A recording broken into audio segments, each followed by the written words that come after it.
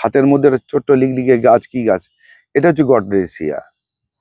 এটা অসাধারণ একটা ফুল হয়, কিন্তু মুশকিল হয় এই গাছটাকে খুব তাড়াতাড়ি করা যায় না শীতের আগে। মানে অন্য গাছের সময় পাই না আমরা, বা পেলেও নষ্ট হয়ে যায়। এই গাছটাকে খুব সাবধানে করতে হয়। এটাকে একটুখানি, এই গাছটা সবার জন্য নয়, আমি বলে দিচ্ছি।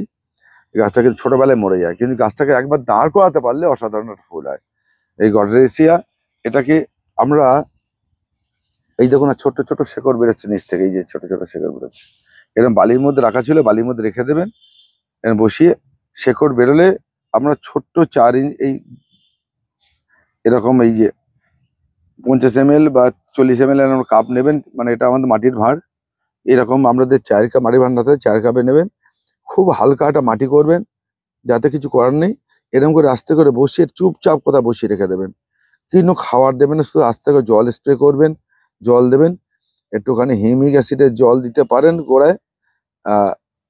যদি না দেন তাও ভালো, অসুবিধা নেই। এই গাছটাকে আগে দাঁড় করিয়ে নিতে হবে, আগে ছোট্ট পটে আপনাকে ভালোভাবে দাঁড় করিয়ে নিতে হবে। এটা কিন্তু বলে রাখছি, আপনাদের সাবধান করে দিচ্ছি। এটা যদি আপনি 10টা বসান, আপনার 5টা বাজবে, 5টা মরে যেতে পারে, বা 4টে বাঁচতে পারে। এটা কিন্তু সাবধানে করতে হয়। গডরেসিয়া এটা বিভিন্ন সময় ভালো লাগে দেখতে, বিভিন্ন সময় বলছি, শীতের সময় খুব ভালো লাগে দেখতে। এটা লং ভিডিও আমি পরিচর্যা দিয়ে দেবো, গডরেসিয়া কীভাবে বাঁচিয়ে কীভাবে তুলবেন, বড় তুলবেন, সেটাও পাবেন বড় লং ভিডিওতে। তবে এইগুলো দিকে নজর রাখবেন।